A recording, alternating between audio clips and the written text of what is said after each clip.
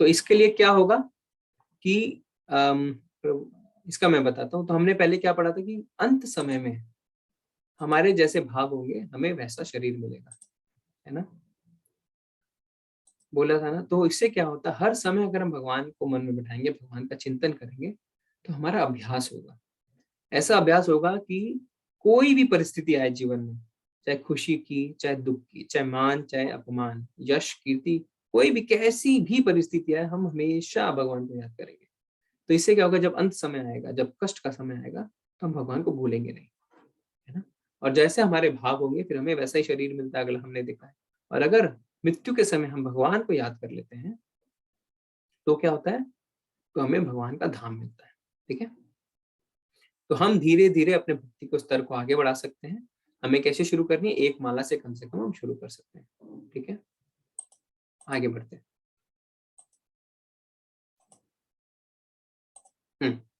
अब देखिए इस चित्र को देखें। कोई निराकार जो होता है ना, जो बोलता है कि मैं ध्यान लगाऊंगा ब्रह्म ज्योति पे, तो वो क्या बोलता है, अच्छा चलो पहाड़ों पे, चलो हिमालय पे। ठीक है, पहुंच जाता है।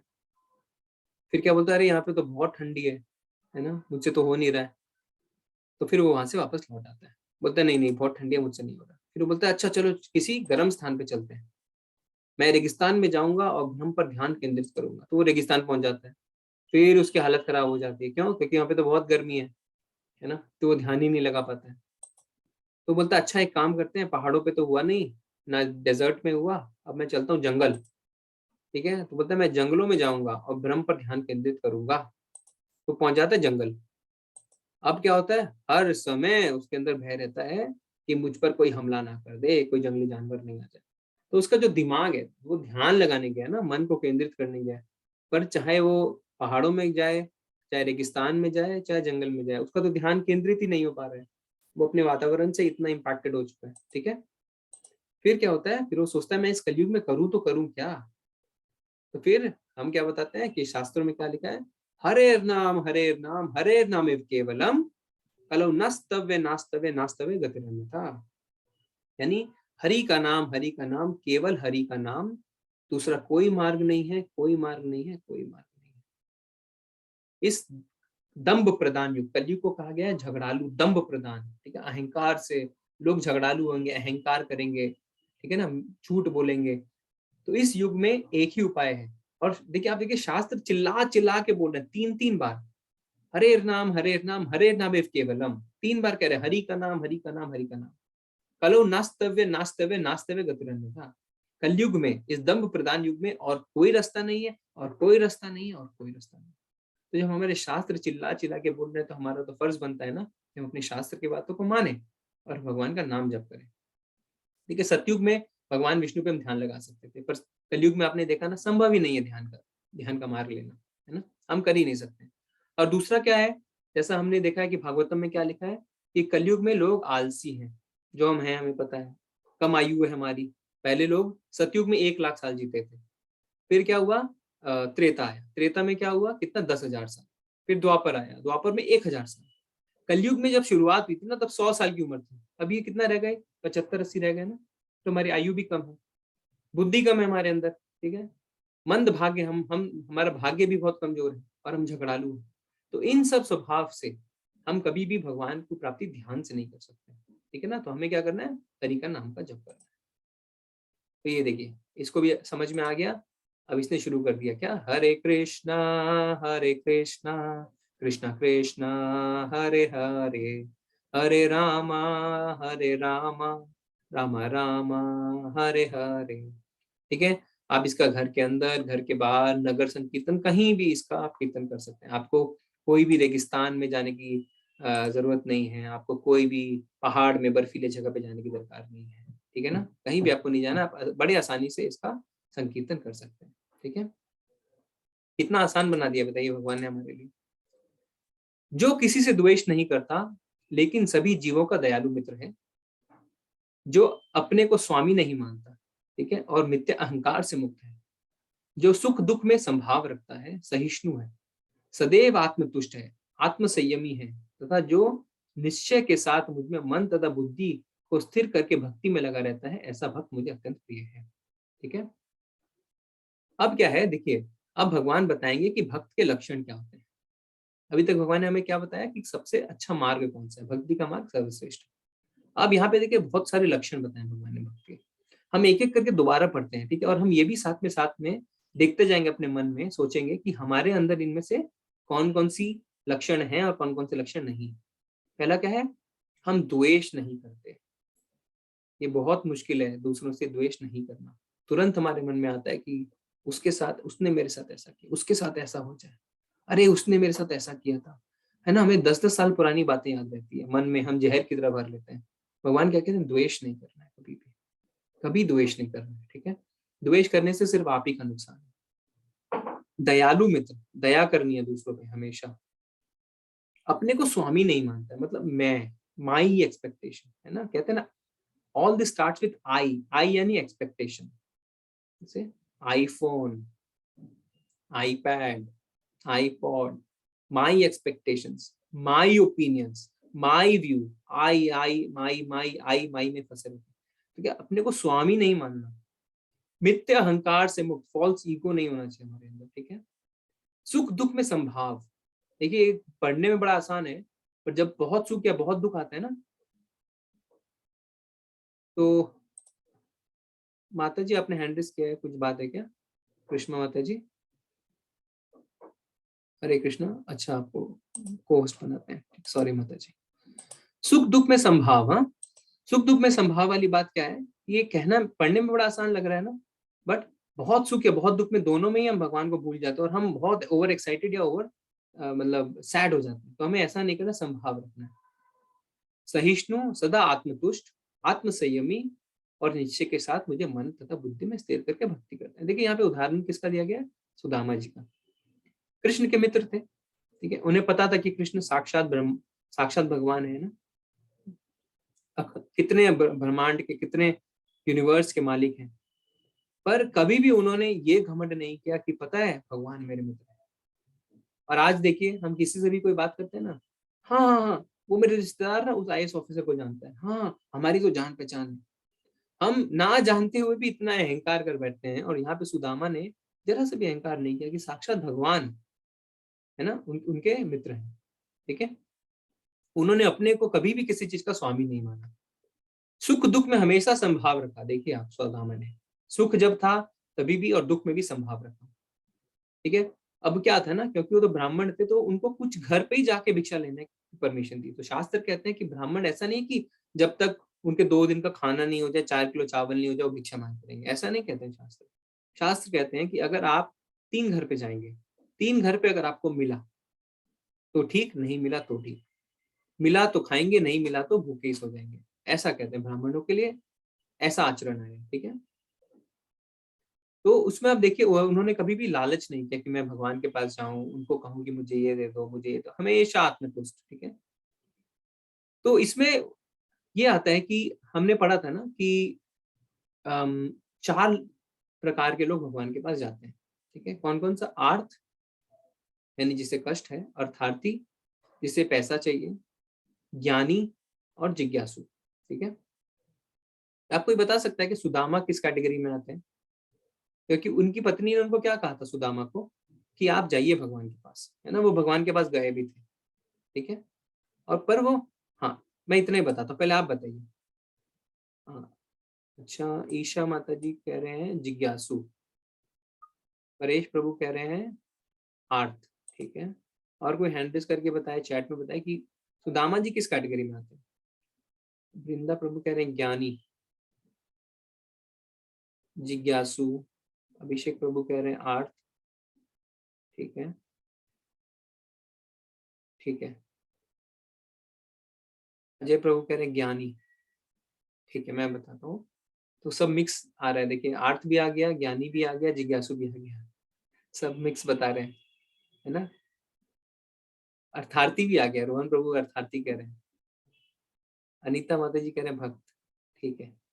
यानी यानी कंफ्यूजन है ना हमें थोड़ा सा कि किस कैटेगरी में है, क्योंकि 4 कैटेगरी जाते हैं।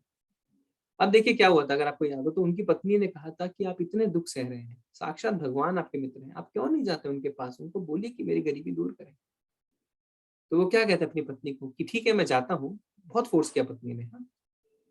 और उनके लिए उपहार लेके जाते हैं, उनके पास कुछ नहीं रहता है, तो एक मुट्ठी चावल है ना अपनी अपनी धोती में बांध के लेके जाते हैं ना, गमछे में। तो अब जब पहुंचते हैं भगवान के पास तो कुछ मांगते ही नहीं है। आपको याद है ना, कुछ मांगते नहीं है। तो यानी अर्थार्थी तो नहीं है, क्योंकि उन्होंने कुछ मांगा नहीं भगवान से। ठीक है।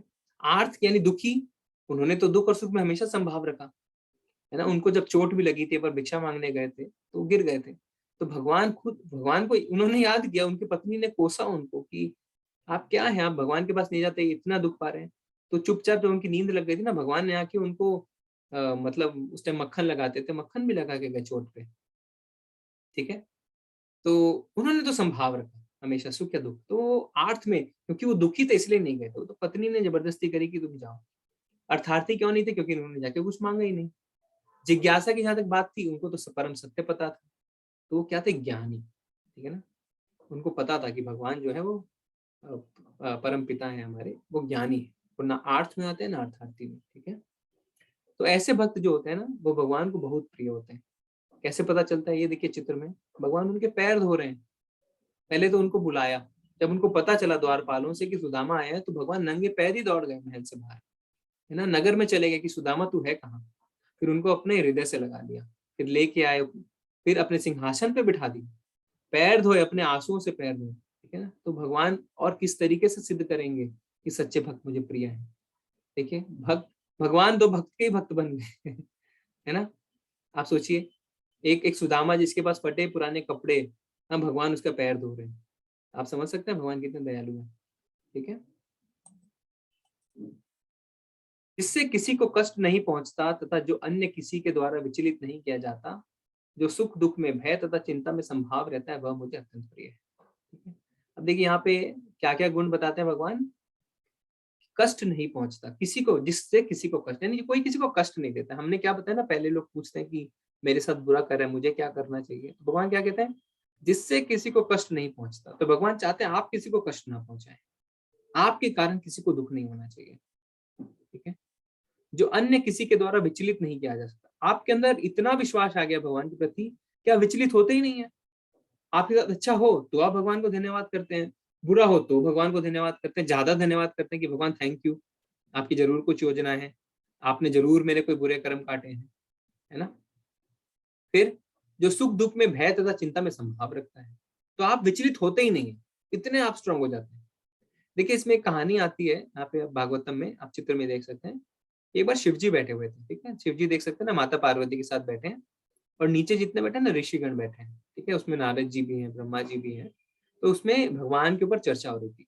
जब भगवान शिव जी को ना बहुत आनंद आता है भगवान पे चर्चा करने के लिए, तो वो चर्चा कर रहे थे। तो इतने में क्या होता है कि देखिए एक यान आ रहा है ऊपर से, आसमान से, है ना। उसमें एक गंधर्व रहता है, उसका नाम रहता है चित्रकेतु। ठीक है। तो इसमें क्या होता है कि भगवान जब देखिए चर्चा कर रहे हैं बैठ के, तो उनके साथ माता पार्वती भी है। पर भगवान तो एकदम वैराग्य में पूर्ण है, शिव जी। तो पर माता पार्वती बहुत सुंदर है। ठीक है। तो कोई हम आम इंसान समझ नहीं सकते, पर भगवान शिव जी को इसकी कोई फिक्र नहीं रहती, वो अपने भगवान के ध्यान में ही हमेशा मग्न रहते हैं। तो जब चित्रकेतु ऊपर से गुजरता है ना, तो वो ऐसा देखता है कि माँ पार्वती के बगल में बैठ के शिव जी भगवान की चर्चा कर रहे हैं, तो वो उनका उपहास कर देता है, उनका मजाक उड़ा देता है, बोला ये कैसी चर्चा कर रहे हैं आप माता को बगल में बिठा के इस तरीके से चर्चा कर रहे हैं। तो शिव जी को तो कोई फर्क नहीं पड़ता है। क्या, जो किसी के द्वारा विचलित नहीं किया जा सकता, सुख दुख भय तथा चिंता में संभाव रखता है, किसी को कष्ट नहीं पहुंचाता। तो भगवान शिव जी तो सबसे बड़े वैष्णव है ना, उनको कोई फर्क नहीं पड़ता है। पर माता पार्वती को इसमें गुस्सा आता है और वो श्राप भी देते हैं इसको कि तुम राक्षस बन जाओ। ठीक है ना। तो कहने का मतलब यही है कि हमें इससे यही सीखना चाहिए कि जो हमें किसी को कष्ट नहीं पहुंचाना है, हमेशा हमें सुख दुख भय चिंता में संभाव रखना है और दूसरों के द्वारा विचलित नहीं होना है। ठीक है। मेरा ऐसा भक्त जो सामान्य कार्यकलापों पर आश्रित नहीं है, जो शुद्ध है, दक्ष है, चिंता रहित है, समस्त कष्टों से रहित है और किसी फल के लिए प्रयत्नशील नहीं रहता, मुझे अति प्रिय है। ठीक है। तो देखिए यहाँ पे किसका उदाहरण आता है, नामाचार्य हरिदास ठाकुर का। हरिदास ठाकुर जी की कहानी मैंने आपको पहले भी बताई थी, मैं फिर से बताता हूँ कि ये दिन में ना 192 माला करते थे। ठीक है। और माला करने के बाद ही कुछ खाते थे, प्रसाद भी ग्रहण नहीं करते थे। तो जब इतनी माला करते थे ना, तो उस टाइम का जो राजा था, तो उसने बोला कि इनकी तपस्या को तो तोड़ना पड़ेगा, ये तो बहुत भगवान के भक्ति मार्ग पे आगे बढ़ रहे हैं और लोग इनको बहुत पसंद करने लग गए। तो उन्होंने क्या किया, एक वैश्या को भेजा। वैश्या ने कहा ठीक है। तो वो आती है हरिदास ठाकुर के पास। तो हरिदास ठाकुर तो सब समझ जाते हैं, तो वो कहती है कि मुझे आपसे बात करनी है। तो हरिदास ठाकुर कहते हैं ठीक है, आप बैठिए, मैं अपनी माला कंप्लीट कर लेता हूँ, फिर आपसे बात करूंगा। तो ऐसे करते करते सुबह से शाम हो जाती है, शाम से रात हो जाती है। तो वैश्या फिर अपने घर चली जाती है। फिर वो राजा के पास जाती है कि ऐसा ऐसा, बोला कोई बात नहीं, तुम दोबारा कोशिश करो। तो वो दोबारा अगले दिन आती है। फिर हरिदास ठाकुर कहते हैं कि हाँ ठीक है, मैं आपसे जरूर बात करूंगा, मिलूंगा, पर मुझे अपनी माला खत्म करने दीजिए, मैं पहले माला खत्म करूंगा। तो इस तरीके से करते करते इसी तरीके से 2 3 4 दिन निकल जाते हैं। ठीक है। अब होता क्या है कि जब हरिदास ठाकुर नाम जप करते रहते हैं, हरे कृष्ण कृष्ण कृष्ण हरे हरे, ऐसे, तो धीरे धीरे वैश्या भी हरी हरी हरी हरी करने लगती है, और आखिरी में आते आते वो भी जपने लग जाती है। जब वो ऐसा करती है तो उसका मन वहीं शुद्ध हो जाता है। देखिए कितने शुद्ध भक्त के मुंह से उन्होंने हरि नाम का जप सुना कि उनका भी मन शुद्ध हो जाता है। अब वो हरिदास ठाकुर के पैरों में पड़ के माफी मांगती है कि मैं इस कारण आपके पास आई थी, पर अब मैं समझ गई हूँ, मुझे ज्ञान हो गया है। फिर वो उनकी शिष्या भी बन जाती है, उनसे दीक्षा भी लेती है। ठीक है ना। तो ऐसे होते हैं शुद्ध भक्त कि जिनसे हम सिर्फ भगवान का नाम भी सुन लेना तो हमें हमारे अंदर भक्ति आ जाती है। इसलिए इनका नाम चैतन्य महाप्रभु ने, यानी कृष्ण ने खुद इनका नाम क्या रखा था, नामाचार्य। इतना नाम लेते थे, 192 माला करते थे। ठीक है। हम्म। जो ना कभी हर्षित होता है ना शोक करता है, जो ना पछताता है ना इच्छा करता है, तथा शुभ तथा अशुभ दोनों प्रकार की वस्तुओं का परित्याग कर देता है, ऐसे भक्त मुझे अत्यंत प्रिय है। तो भगवान बताते हैं कौन कौन प्रिय है। अब भगवान कह रहे हैं जो हर्षित नहीं होता। तो आप कहेंगे क्या मैं खुश नहीं हूं क्या कभी? नहीं, कहने का अर्थ यह है कि बहुत सुख में भगवान को भूलना नहीं। हम क्या करते हैं, जब बहुत सुखी हो जाते हैं, हम सबसे पहले भगवान को भूलते हैं। हम एक लिस्ट बनाते हैं, अरे पार्टी थ्रो करनी है, इसको बुलाना है, उसको बुलाना है, इसको बुलाना है, उसको, पर हम भगवान को ही भूल जाते हैं। और जो भक्त होता है वो क्या करता है, वो यह सोचता है कि ये जो हुआ है वो भगवान के कारण ही हुआ है। तो बहुत पागलों की तरह वो कूदने नहीं लगता है बहुत खुशी में। तो वो कहता है ठीक है, ये भगवान की कृपा है, और जो कुछ मिला है वो भगवान की कृपा से ही मिला है, तो मैं इसे भगवान की सेवा में जरूर लगाऊंगा। इसी तरह जब शोक होता है, शोक मतलब बहुत दुख आता है, तो उसमें भी वो विचलित नहीं होता है, वो भक्ति नहीं छोड़ता है। वो ऐसा नहीं बोलता है कि अरे मैंने तो भगवान का नाम लिया, भगवान ने मुझे बदले में दिया क्या, भगवान ने तो मुझे दुख की दुख दिया। वो ऐसा नहीं सोचता है। वो सोचता है कि इसमें जरूर भगवान की योजना है, जरूर कोई प्लान है भगवान का, इसलिए उन्होंने यह दुख दिया है। तो यहाँ पे देखिए किसका हम उदाहरण देख सकते हैं, प्रहलाद महाराज। आप देख रहे हैं हाथी के पांव के नीचे। तो प्रहलाद महाराज जो हिरण्यकशिपु के बेटे थे ना, हिरण्यकशिपु तो बहुत ज्यादा शक्तिशाली था, उसने तो स्वर्ग भी जीत लिया। तो प्रहलाद महाराज चाहते तो पूरे ऐश्वर्य ठाट बाट को आराम से भोग कर सकते थे ना, और उन्होंने क्या किया, उन्होंने भगवान की भक्ति चुनी।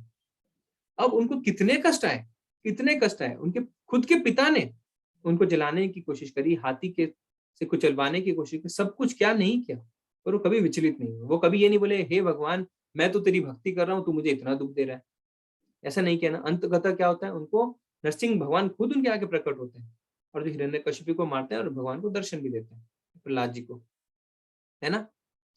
तो कोई कोई लोग कहते हैं ना कि हमारे घर वाले हमें भक्ति नहीं करने देते हैं, हमारे पड़ोस ठीक नहीं है, अरे मुझे अच्छा नहीं लगता है। तो हमें प्रहलाद महाराज से इंस्पिरेशन लेनी चाहिए ठीक है, क्योंकि एटलीस्ट ऐसा तो नहीं है हमारे साथ कि हमारे खुद के पिता में मारने पे तुल गए, ऐसा तो नहीं है ना। ठीक है, कभी लगता है, हमारे पेरेंट्स को लग सकता है कि अरे क्या कर रहे हो, तुम तो बड़े छोटे हो, बड़े यंग हो, ये बहुत कॉमन क्वेश्चन आता है। तो हमें इनसे शिक्षा लेनी चाहिए ना। भक्ति की कोई उम्र नहीं होती, और भक्ति में अगर थोड़ी बहुत अड़चन आ जाए तो हमें उसे फेस करके आगे बढ़ना चाहिए। ठीक है। अब विभीषण को देखिए, विभीषण ने अपनी भक्ति कहाँ पूरी करी, लंका में, जहाँ राम का नाम लेने से रावण पागल हो जाता था, वहां पे उन्होंने अपनी भक्ति पूरी करी। तो इसी तरह हमें भी विचलित नहीं होना चाहिए और आगे बढ़ना चाहिए। ठीक है। जो मित्रों तथा शत्रुओं के लिए समान है, जो मान तथा अपमान, शीत तथा गर्मी, सुख तथा दुख, यश तथा अपयश में संभाव रखता है, जो दूषित संगति से सदैव मुक्त रहता है, जो सदैव मौन, किसी भी वस्तु से संतुष्ट रहता है, जो किसी प्रकार के घर बार की परवाह नहीं करता, जो ज्ञान में दृढ़ है और जो भक्ति में संलग्न है, ऐसे पुरुष मुझे अत्यंत प्रिय है। देखिए कितना डिटेल में भगवान ने बताया है ना। तो इसमें क्या है बीच में देखिए कि मौन रहता है। मौन रहता है मतलब ये नहीं कि आपको चुपचाप ही रहना हमेशा। कहने का अर्थ ये है कि जो संसारिक विषय हैं उसमें ज्यादा बात नहीं करते हैं, आपको अट्रैक्शन ही नहीं होता उसके तरफ, आप सिर्फ भगवान की चर्चा करना चाहते हैं। फिर क्या है, घर बार की चिंता नहीं होती, यानी एक ना आपको छोड़ना है सब कुछ, आपको छोड़ना नहीं बट बहुत आसक्त नहीं होना है, बहुत अटैच नहीं होना है। ठीक है। अब मित्र और शत्रु के साथ समान, इसमें एक देखिए एक कहानी आती है ना अमरीश महाराज की, आपने पहले भी सुना है कि जब उनका एकादशी का व्रत था, उन्होंने निर्जला व्रत किया था। किसने? अमरीश महाराज ने। बहुत बड़े भक्त थे भगवान के। तो उनके पास कौन आते हैं? दुर्वासा ऋषि पहुंच जाते हैं। तो वो कहते हैं ठीक है मुनिवर आइए, आप हम मिलके भोजन करते हैं, मिलके हम पारण करते हैं ना, भक्त अपने व्रत को तोड़ते हैं। तो दुर्वासा मुनि कहते हैं कि ठीक है मैं नहा के आता हूँ। तो वो नहाने जाते हैं। अब जानबूझकर दुर्वासा मुनि देरी करते हैं, आते नहीं है, और पारण का समय निकला जाता है। और एकादशी के व्रत में कहते हैं कि पारण के समय व्रत तोड़ना जरूरी होता है। पर दुर्वासा मुनि अष्टांग पद्धति में एकदम चैंपियन थे, है ना। तो उन्होंने देख लिया था कि अरे अभी तो अमरीश महाराज जो है वो उत्सुक हो रहे हैं व्रत तोड़ने के लिए। तो जब कुछ ही समय बचता है पारण का, तो वो देखते हैं कि दुर्वासा मुनि तो आ नहीं रहे हैं। तो पानी का एक घूंट पीते हैं। उन्होंने निर्जला ग्यारस करी थी, निर्जला एकादशी। तो अब इनको दुर्वासा मुनि को पता चल जाता है कि उन्होंने पानी पी लिया। अब वो आते हैं और बहुत क्रोधित हो जाते हैं कि तुमने मुझे कहा कि मिल के हम अपना व्रत खोलेंगे और मिल के भोजन करेंगे, और तुमने पानी पी लिया मेरे बिना। तो उन्होंने कहा नहीं महाराज मुझे क्षमा करें। देखिए अब अमरीश महाराज के आप देखिए गुण, वो ये नहीं कहते कि नहीं महाराज आप तो देरी कर रहे थे, अरे मैंने तो सिर्फ पानी का एक घूंट पिया। नहीं, उन्होंने कहा मुझे क्षमा करें, मुझसे गलती हुई। और उनके क्रोध का कोई अंत ही नहीं, कोई सीमा ही नहीं। तो दुर्वासा मुनि क्या करते हैं, अपने शरीर से एक बाल तोड़ते हैं, जिससे देखिए कितना एक भयानक राक्षस आप चित्र में देख सकते हैं। और वो राक्षस जो है वो अमरीश महाराज की तरफ जाता है उनको मारने के लिए। पर इतने में क्या होता है, सुदर्शन चक्र आ जाता है और उस राक्षस को मार देता है, क्योंकि अमरीश महाराज भगवान के बहुत बड़े भक्त थे। अब सुदर्शन वहां नहीं रुकता है, अब वो दुर्वासा मुनि के पीछे लग जाता है। ठीक है। अब दुर्वासा मुनि बहुत दौड़ते हैं, बहुत भागते हैं, और पहुंचते हैं ब्रह्मा जी के पास, शिव जी के पास। पर सब मना कर देते हैं, बोलते हैं सुदर्शन अगर आपके पीछे है तो हम कुछ नहीं कर सकते हैं, आपको विष्णु ही बचा सकते हैं। अब वो भगवान विष्णु के पास जब पहुंचते हैं तो विष्णु जी बोलते हैं कि नहीं, मैं भी तुम्हारी मदद नहीं कर सकता, यह सुदर्शन तभी रुकेगा जब तुम अमरीश महाराज के पास जाके उनके पैरों में पड़ के उनसे क्षमा याचना करोगे। तो मरता क्या नहीं करता है ना। तो वो पहुंचते हैं अमरीश महाराज के पास, उनसे क्षमा याचना करते हैं। तो देखिए अमरीश महाराज क्या बोलते हैं, हे मुनिवर आप ये क्या कर रहे हैं, नहीं आप बैठिए, मुझसे मुझसे गलती हुई, मुझे क्षमा करें, मुझे ऐसा नहीं करना चाहिए था। तो इस तरीके से उन्होंने उनको बताया अमरीश महाराज ने कि नहीं मैं माफी के योग्य नहीं, मैंने आप मुनिवर हैं, आप ऐसा ना करें, आप मेरे पैरों पे ना पड़े। इतना बड़ा उन्होंने हृदय दिखाया। फिर उसके बाद जब सुदर्शन वापस गया है ना, तो भक्त के ऐसे लक्षण होते हैं। ठीक है ना। भक्त कभी भी स्वामित्व का भावना नहीं रखता, भक्त कभी भी अपने आप अपने अंदर अहंकार की भावना नहीं रखता कि मैं क्षमा कर रहा हूँ तुम्हें, हाँ, अगली बार मत करना, ऐसा नहीं है। ठीक है। हमेशा वो अपने को भगवान का दास मानता है और सबसे छोटा ही मानता है। ठीक है। तो इसमें मान अपमान में संभाव, देखिए उन्होंने मान अपमान में भी संभाव रखा ना अमरीश महाराज ने, कितना उनका अपमान हुआ पर उन्होंने संभाव रखा। और जब मान हुआ, जब उनके पैरों में आके दुर्वासा मुनि पड़ गए, तो भी उन्होंने संभाव रखा। ठीक है। हम्म। अब देखिए इसका, ये अध्याय छोटा था, इसके 20वें श्लोक में आते हैं, उसमें क्या कहते हैं भगवान, ये तु धर्ममृतमिदं यथोक्तं परुपासते श्रद्धाना मत्परमा भक्तास्तेतिव मे प्रियः। जो इस भक्ति के अमर पथ का अनुसरण करते हैं और जो मुझे ही अपने चरम लक्ष्य बनाकर श्रद्धा सहित पूर्ण रूपेण संलग्न रहते हैं, वो भक्त मुझे अत्यधिक प्रिय है। तो यहाँ पे एक स्टोरी आती है बिल्वा मंगल ठाकुर की। देखिए ये चित्र देखिए आप, बिल्वा मंगल ठाकुर। तो क्या रहता है ना कि बिल्वा मंगल ठाकुर भगवान के एक बहुत बड़े भक्त रहते हैं, बहुत शुद्ध भक्त।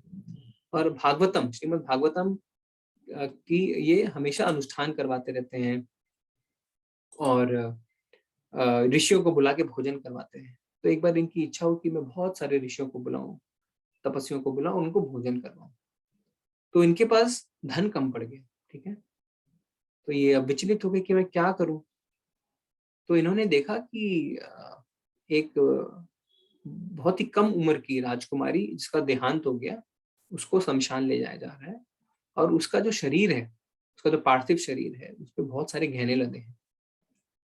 तो जब शमशान में शरीर जल गया तो गहने बच गए, तो उनको लगा कि अब ये गहने किस काम के हैं, मैं अगर इनको बेच के इनसे जो पैसे मिलेंगे उससे मैं ऋषियों को खाना खिला सकता हूँ। तो जैसे ही वो उन गहनों को उठाने जाते हैं तो उस राजकुमारी की आत्मा जो वहीं रहती है वो कहती है कि हे मुनिवर, आप ये ना करें, आप एक काम करें, आप हमारे पिताजी के पास जाएं, और जो वहां पे मेरा बिस्तर है उसके नीचे एक संदूक मिलेगी, उसमें बहुत गहने हैं, वो गहने आप पिताजी से कह के ले लें। तो बिल्वा मंगल ठाकुर को लगता है ठीक है, तो वो पहुंचते हैं पिताजी के पास, उनको सब बताते हैं। तो पिताजी जब देखने जाते हैं तो आश्चर्यचकित हो जाते हैं कि सच में एक संदूक मिलती है उनको, तो उनको पता लगता है कि हाँ ये सच कह रहे हैं, तो उनको कुछ गहने देके रवाना कर देते हैं। तो बिल्वा मंगल ठाकुर आते हैं और उन वापस भोजन की व्यवस्था करते हैं, पर अंत तक आते आते फिर से धन कम पड़ जाता है, ठीक है, और कुछ ऋषि मुनि भी रह जाते हैं। तब उनके मन में लगता है कि चलो वो गहने अब मैं ले ही आता हूँ, तो वापस वो शमशान जाते हैं और गहनों को ले आते हैं। अब जो आत्मा है वो कहती है कि आप तो माने नहीं, है ना, तो मैं आपको श्राप देती हूँ कि आप इतने बड़े भक्त होने के बावजूद आपको एक और जन्म लेना पड़ेगा। तो फिर क्या होता है, बिल्वा मंगल ठाकुर को एक और जन्म लेना पड़ता है। अब अगले जन्म में वो और ये जो राजकुमारी रहती है वो भी अगले जन्म में आती है उनकी प्रेमिका बन के। तो आपस में बहुत आसक्त रहते हैं बिल्वा मंगल ठाकुर उनसे। तो एक बार एक समय रहता है, आंधी तूफान और बारिश होती है, पर वो इतने आसक्त रहते हैं उसको देखने के लिए, अपनी प्रेमिका को देखने के लिए, कि वो सब कठिनाइयों का सामना करके उसके पास पहुंचते हैं। पर ये जो प्रेमिका रहती है वो कहती है कि आपको शर्म नहीं आती है, इतने आंधी तूफान में इतनी कठिनाइयों से आप किस लिए आ रहे हैं, मेरे इस मांस के, इस हड्डियों के ढांचे को देखने के लिए, इस मल मूत्र के थैले को देखने के लिए? अगर आप इतने श्रद्धा से भगवान की पूजा कर लें, भगवान में अपना मन लगा लें, तो आपका तो कल्याण ही हो जाए। ये बात अब उनको बहुत चुभ जाती है और वो रो पड़ते हैं, वो कहते हैं हाँ तुमने मेरी आंखें खोल दी, उसको अपना गुरु कह देते हैं। अब क्या होता है, वो निकल पड़ते हैं जंगल में की भगवत प्राप्ति के लिए। तो पर पुरानी आदतें, तो जब वो खोज में रहते हैं तो फिर से उनको एक बहुत सुंदर स्त्री दिखती है। अब बिल्वा मंगल ठाकुर वापस उसके पीछे हो लेते हैं, उसके घर तक पहुंच जाते हैं। तो उसके पति को देखते हैं तो पति को बताते हैं, सच सच बता देते हैं कि ऐसा ऐसा इसलिए मैं आया हूँ, मुझे आपकी पत्नी को देखना है। तो वो हस्बैंड जो है उनका, वो कहता है, पति कहता है कि अरे ये तो बड़े विचित्र हैं, पर क्योंकि उन्होंने सच कहा तो वो अपनी पत्नी को बाहर बुलाते हैं। अब देखिए क्या घटना होनी थी कि जैसे ही बिल्वा मंगल ठाकुर उनकी पत्नी को देखते हैं, उनको खुद के ऊपर इतनी लज्जा आती है, इतनी शर्म आती है कि वो जो उनके मन में एक स्त्री को देखने की इच्छा थी, उसके कारण वो अपनी भगवत प्राप्ति नहीं कर पा रहे, कि बगल में पड़े कांटों से वो अपनी आंखें फोड़ लेते हैं दोनों। बोले जो जड़ है मेरी आंखें, जो मेरे नियंत्रण में नहीं है, उनको ही फोड़ लेते हैं। और फिर उसके बाद वो बहुत खुशी खुशी जंगल में निकल जाते हैं और भगवत सेवा में लग जाते हैं। फिर क्या होता है, भगवान उनकी भक्ति को देख के इतने प्रसन्न होते हैं कि देखिए बगल में एक बालक बैठा ना, हर समय भगवान की सहायता करते हैं, उनको पता नहीं रहता है पर हमेशा भगवान सहायता करते हैं। और फिर उस जन्म में वो इतने बड़े भक्त बनते हैं भगवान के कि उनको भगवान का परम धाम मिलता है। ठीक है, तो हमें क्या करना है, अनुसरण। अनुसरण यानी उनकी शिक्षाओं को ग्रहण करना है, तो भगवान का नाम जप करना है, अनुकरण नहीं। अनुकरण मतलब उनके फुटस्टेप, हम अपनी आंखें नहीं फोड़ सकते हैं ना, हम ऐसा नहीं कर सकते। अनुसरण करके हम भगवान की भक्ति प्राप्त कर सकते हैं। ठीक है, तो हम इस अध्याय का अंत करेंगे प्रभुपाद जी के कुछ शब्दों से। इस अध्याय में परम सत्य की जो निराकार धारणा वर्णित है, उसकी संस्तुति उस समय तक के लिए की गई है जब तक मनुष्य आत्म साक्षात्कार के लिए अपने आप को समर्पित नहीं कर देता।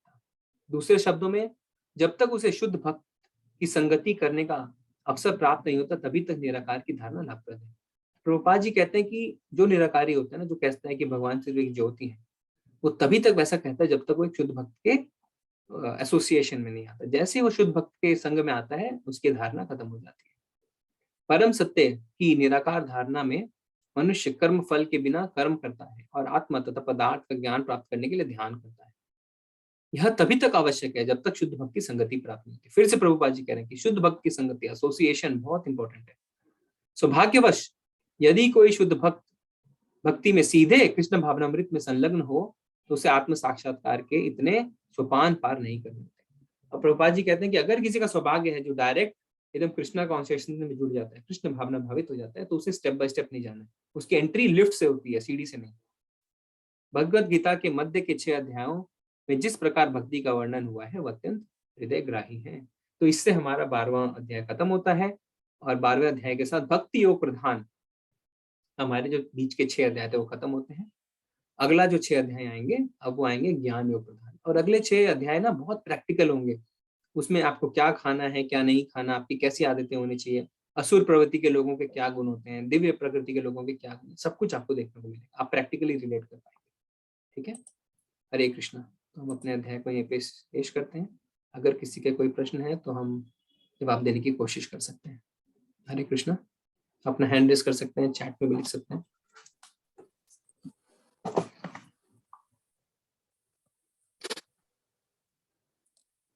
प्रभु जी कोई क्वेश्चन नहीं है चैट बॉक्स में। आज सबको सब कुछ समझ में आ गया। हाँ ठीक है, अगर कोई प्रश्न नहीं है तो या तो किसी को कुछ समझ में नहीं आया है या सब कुछ समझ में आ गया है। सब हरे कृष्णा कह रहे हैं, यानी लग रहा है कि सबको सब समझ में आ गया है।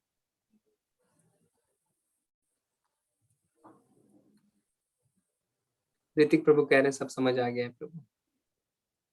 ठीक है, तो आप सब माला कर रहे हैं। एक क्वेश्चन आया ना माता जी, अजय शर्मा जी का। जी जी प्रभु जी, अगर हम गलत तरीके से पैसा कमाते हैं और उसका कुछ हिस्सा भगवान को समर्पित करके दान देते हैं तो क्या होगा? तो जब आप भक्ति में आएंगे ना तो देखिए, बिना अभी मैं ये सोचता हूँ कि हम भक्ति की हम शुरुआत कर रहे हैं। भक्ति में बिना आपको पता है कि पैसे गलत तरीके से कमा रहे हैं। तो जब आप भक्ति में आ जाएंगे ना तब आपके मन में ऐसी फीलिंग आए कि मुझे गलत तरीके से पैसे नहीं कमाने। देखिए, उद्देश्य ये नहीं है कि हम दान देके, कुछ लोग कहते हैं ना कि हम दान देके पैसों को शुद्ध कर लें, ऐसा नहीं है। देखिए, अगर आप गलत तरीके से कमा रहे हैं, अगर आप पाप कर्म कर रहे हैं तो पाप कर्मों की सजा तो आपको मिलेगी ना। गलत तरीका यानी क्या है, यानी आप पाप कर रहे हैं, पाप कर्मों की सजा तो मिलेगी। अब उससे भुगतान आप ऐसा नहीं कर सकते हैं कि आप कुछ पुण्य कमा के उसको ऑफसेट कर दें। पहले भी हमने कहा है, पाप और पुण्य दोनों अलग अलग भोगने पड़ते हैं। तो अगर आपको लगता है कि मैं कुछ दान दे के पुण्य कमा लेता हूँ और पाप के ये पैसे हैं तो दोनों आपस में जीरो हो जाएंगे, ऐसा नहीं होगा। पुण्य का भी फल मिलेगा, पाप का भी फल मिलेगा। तो प्रभुपाद जी बहुत अच्छे से बताते हैं कि जो कुछ लोग हैं जो बड़े बड़े हॉस्पिटल्स बनवा देते हैं, मंदिर बनवा देते हैं, कर देते हैं गलत पैसों से, बट उनसे उनका पाप नहीं कटता है। ठीक है ना प्रभु?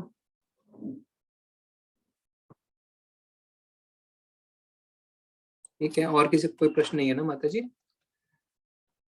नहीं प्रभु जी, और कोई क्वेश्चन नहीं है। माला कौन कौन कर रहा है थोड़ा बताएं, हैंड रेस करिए। प्रभु जी एक क्वेश्चन और आया है, कर्म का फल सबको सबको मिलता है? हाँ, कर्म का फल तो सबको मिलता है ना प्रभु। जो कर्म करते हैं उनको सबको फल मिलता है। शायद उन्होंने कमेंट किया है, बता रहे हैं। अजय प्रभु जी, आप माला कर रहे हैं, कितनी माला कर रहे हैं प्रभु जी बताइए, अनम्यूट करिए। सबसे थोड़ी सी चर्चा करते हैं ना, कितनी माला कर रहे हैं, कितनी माला करते हैं प्रभु जी? प्रभु जी एक ही हो रही है अभी तो। बहुत बढ़िया। आप क्या करते हैं प्रभु? मैं स्कूल में प्रिंसिपल हूँ। अरे हरी बोल। चलिए बहुत सुंदर। कहाँ पे रहते हैं आप? आगरा में रहते हैं प्रभु जी हम। आगरा में। चलिए, तो स्टूडेंट्स देखिए प्रिंसिपल भी है ना। तो आपके स्कूल के प्रिंसिपल भी कहीं ज्वाइन कर रखे होंगे, आप देख सकते हैं। ठीक है, अंकिता माता जी कह रहे हैं कल से शुरू करेंगे। और भी हैंड रेस है ना, अभी सबने डाउन कर लिया है। बताइए कितनी कितनी माला करते हैं। नेहा माता जी बता रहे थे शायद। कीर्ति माता जी हैं शायद ना, कीर्ति माता जी बताइए, अनम्यूट करिए माता जी। हाँ माता जी, आप कितनी माला कर रहे हैं? सुबह होती है और शाम को। हरे कृष्णा। हेलो। हाँ माता जी, आवाज आ रही है, बताइए। हेलो, हरे कृष्णा प्रभु जी। एक माला सुबह होती है, एक शाम को। हरी बोल माता जी, बहुत बढ़िया। आप पहले से जुड़े हुए हैं माता जी कि इस कोर्स में जुड़े हैं? हाँ जी। ये पहला बैच है आपका, क्या पहले कर रखे हैं लेवल 1 की क्लास? नहीं गुरु जी, ये पहला बैच है। इससे पहले मेरे भाई ने करा था तो उससे इन्फॉर्मेशन मिलती रहती है। बहुत बढ़िया माता जी, अगर आप नए हैं और आपने माला शुरू करी है ना, बहुत खुशी है। नेहा माता जी अच्छा भी कह प्रभु रहे जी, हैं। एक क्वेश्चन था। जी माता जी बोलो। हम प्रभु की भक्ति में मतलब ऐसे घुल जाते हैं, तो ना बहुत ज्यादा ना इमोशनल सा होने लगता है। तो ये गुड पॉइंट है, वीक पॉइंट है या स्ट्रॉन्ग पॉइंट है? नहीं, अच्छी बात है ना माता जी, अगर आपके भाव आ रहे हैं भगवान के प्रति तो आपके मन की शुद्धि हो रही है, तो अच्छी चीज है माता जी। फिर क्या रहता है ना, भाव हर समय एक नहीं रहते, इसीलिए हमें थोड़ा सा ज्ञान लेना चाहिए, थोड़ा थोड़ा भगवान के बारे में जानते रहना चाहिए। उससे क्या होता है कि जब हमारे भाव नीचे की तरफ रहेंगे, वो भाव नहीं आते ना, तो हमारा मस्तिष्क काम करना शुरू करता है कि नहीं, भगवान के बारे में हमने जाना है, भगवान परम पिता है, भगवान परम भोक्ता है, अगर हमारे जीवन में मुसीबतें आई हैं तो भगवान का जरूर कोई प्लान है। तो फिर हमारा मस्तिष्क काम करना शुरू करता है ना माता जी। अब जैसे छोटा पुत्र है आपका, तो कभी कभी तो बहुत लाड आता है उसके ऊपर, बहुत प्यार आता है, पर कभी बहुत गुस्सा भी आता है तो आप चांटा भी मार देते हैं उसको, है ना। तो भाव तो ऊपर नीचे होते रहते हैं, पर जब आपका मस्तिष्क काम करता है कि नहीं ये तो बहुत छोटा है, ये तो 3 साल का ही है, इसकी बुद्धि नहीं है ना, इसको अभी हम मार नहीं सकते हैं, तो फिर आप अपने आप को रोक लेते हैं, है ना। हाँ जी, हाँ, ऐसा है माता जी। ठीक प्रभु जी। जय श्री राम। नेहा माता जी कह रहे हैं एक माला करते हैं, बहुत अच्छा। नव्यशी माता जी कह रहे हैं मैं माला तो नहीं करती, लेकिन खाना बनाते समय और सुबह शाम दोनों टाइम हरि जाप करती हूँ। बहुत बढ़िया माता जी, ये भी अच्छा तरीका है। जिन माता जी और प्रभु जी को टाइम नहीं मिलता है ना, तो कुछ कुछ करते करते आप जाप कर सकते हैं, ठीक है। श्रीमद् भगवत गीता को रखने के क्या लाभ हैं, विवास प्रभु जी बोल रहे हैं। प्रभु जी ये अगर शॉर्ट में जवाब दें तो जैसे आप एक कोई रेफ्रिजरेटर, कोई एसी खरीदते हैं तो एक मैनुअल आता है ना, तो ये हमारे लाइफ का मैनुअल है। तो सिर्फ रखने से कोई लाभ नहीं होगा, अगर आपको सेवा करनी है भगवान की तो पढ़ना पड़ेगा, है ना। सिर्फ रखने से कोई चमत्कार नहीं होगा। अगर आपको सम्मान देना है श्रीमद् भगवत गीता को और भगवान की सेवा करनी है तो आपको श्रीमद् भगवत गीता पढ़नी पड़ेगी, रखे रखे कुछ नहीं होगा, ठीक है। ठीक है माता जी, तो फिर अंकिता माता जी से हम कल पूछेंगे उन्होंने शुरू करी है कि नहीं। नहीं तो आप सब हम ना 5 मिनट पहले जुड़ते हैं तो एक माला करते हैं, तो ये अच्छा समय है। अगर आप शुरू नहीं कर रहे हो तो एक माला हम साथ में कर सकते हैं, और आप भक्तों के साथ, सब भक्त जब साथ में माला करते हैं तो बहुत अच्छा रहता है, तो उससे आपको अलग से समय भी नहीं निकालना पड़ेगा, ठीक है। तो फिर चलते हैं माता जी, ठीक है। जी प्रभु जी। वैष्णव प्रणाम मंत्र कर लेते हैं। वाञ्छा कल्पतरुभ्यश्च कृपा सिन्धुभ एव च पतितनां पावनेभ्यो वैष्णवेभ्यो नमो नमः। अनंत कोटि वैष्णव वृंद की जय, शील प्रभुपाद की जय। हरे कृष्णा, कल मिलते हैं 13वें अध्याय के लिए। हरे कृष्णा।